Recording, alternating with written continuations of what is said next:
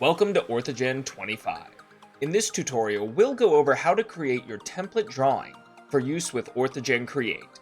Let's do less with OrthoGen. First, open OrthoGen Create. Let's create a simple viewport somewhere in the bottom left of our model. We can use the Pick Start Corner and Pick End Corner buttons to define the corners of this volume. Let's make sure our elevation values are set to something reasonable, as well as the scale. Now we can click New Viewport and place our viewport somewhere in the paper space. In addition to this plan view, let's create a section view and an isometric. Simply change the orientation drop-down to north, and now you have a north view of the same volume. Let's do the same for a northeast view. The size, shape, and placement of these views does not matter, so we can place this isometric view wherever we want.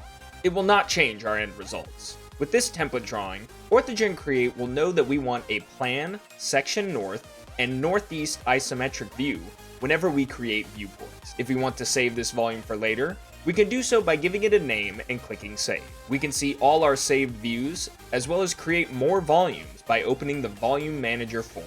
We'll look closer at this form next time, when we go over how to create an entire array of volumes based on the template we've set up today. But that's all for this video. We'll see you next time.